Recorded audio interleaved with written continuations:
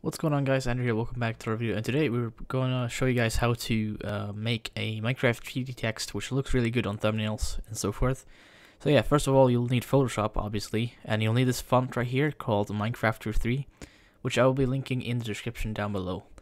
And then yeah, so what you want to do is when you select your text tool like you normally do, then you want to type something here. So if I want to type adventure, for example, adventure. You can actually remove the background because it's easier to see. Then you move the text down here, make it a bit smaller. So like that, maybe. Like that. That's probably a little bit big word here, but yeah, it will work out. So if I move that to the middle, you can actually do that by... you can actually show these rulers by pressing Ctrl and R. So if you drag from the side here to the middle... why doesn't it snap? It should snap when it's at the middle. There you go. And then you might as well do this for later.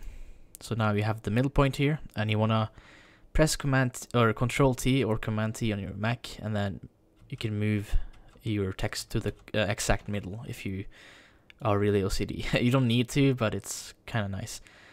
So yeah, what I did now is I pressed View and then actually 3D and then New 3D Extrusion from Selected Layer, and then you'll get this thing. I like to turn off the shadow. Because if you look closely, I don't know if you'll be able to see in this video, but the shadow adds more like shadows in the text itself. But I like it without it. So I right click this infinite light and untick the shadows. And then select another tool, and then you'll see it looks like this. You can close this 3D thing now. And then to hide the rulers, you press Command H like that. Or Control H, sorry, I'm used to Mac and PC. And then on the layers part here, you want to convert to smart object, like so. And then you want to select your magic wand here, magic wand tool. Click on the white part of the text, hold shift, and you'll see a plus sign on the magic wand. And then press the other white parts of the text here. And then what you want to do is press Control C to copy and Control V to paste.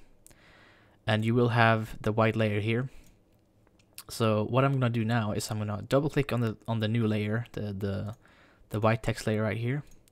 So double click, and then it brings up the blending options. If you don't see this, you can right click and go to blending options. And then what I do is I like to go with the red color, so I will go with that. Then I'll convert to smart object. And then on the adventure text layer, I also go to color overlay. As you can see, it looks really weird now. So what I usually do is I go to, I switch between some of these blend modes here, and then I'll find a good one that I like. So usually it's either overlay or, yeah, overlay, I feel like is the best one. Then you press OK and convert to smart object again. And then back to the front text layer, this one. You want to double click to get to the blending options again, add a gradient, and this one I also like to differentiate or try several things. This one is good, so I will make this scale a bit bigger because I feel it's better. And then the opacity I can turn down a little bit to like 55, as you can see here. Then hit OK, convert to smart object again, and now this is optional. This is something I like to do.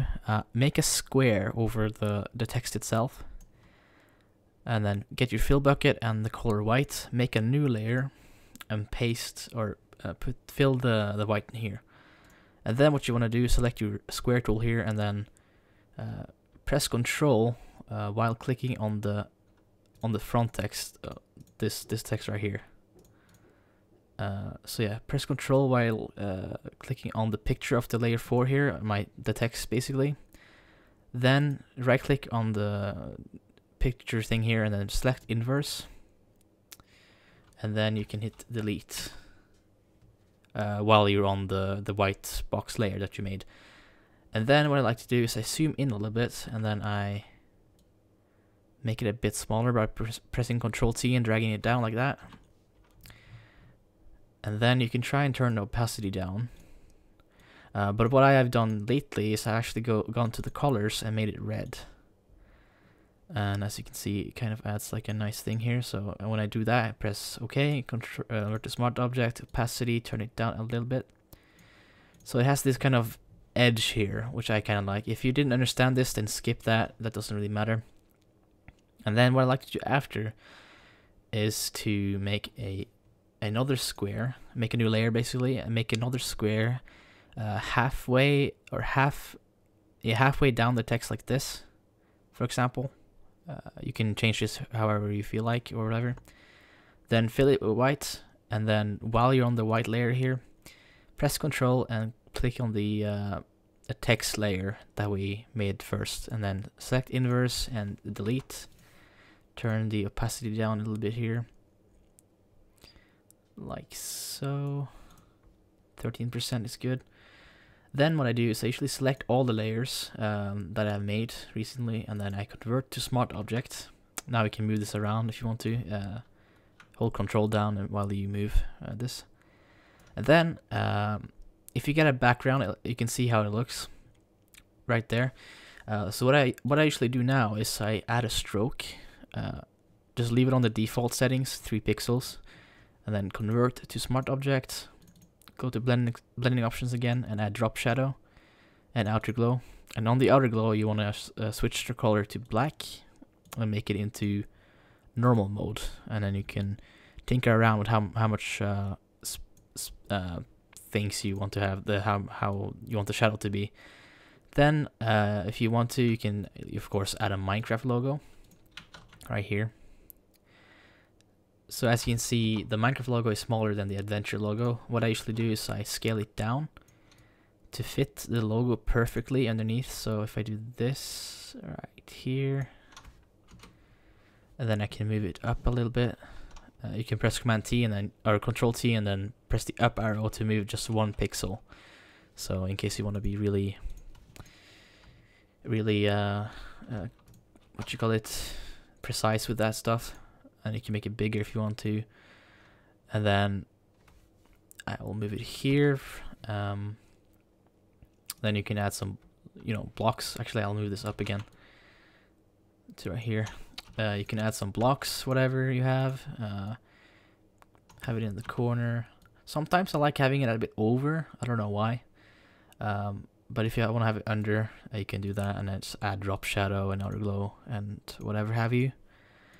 And then change the settings, blah blah blah, normal.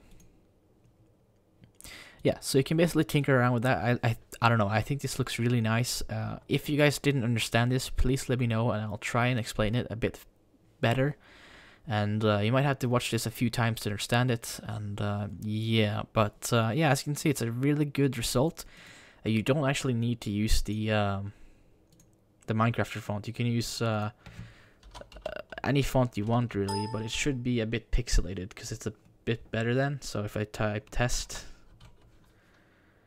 with this font, for example, let's hide everything first. You can see this font, for example. I'll make it a little bit bigger. Then I can do the same thing on this. It's very important that you have it in the middle, otherwise it won't have the nice effect of being going down like that. And sometimes you won't actually get the... okay. Yeah, I got it there. Right click and then cast shadow, or catch shadows, and cast shadows can be turned off. But yeah, you got the whole idea, and now you can just do the same thing again if you want to. Obviously, you can make several of these texts and have adventure and then a time under, because sometimes if you want to type adventure time, for example, it's better having the time as a separate text file and have it under. And that could actually be really cool, having a big text under here, which is a bit bigger than the adventure text. Hopefully this wasn't too complicated. If you guys want this adventure text here, I will gladly send it to you. And yeah, I'll see you next time. Bye.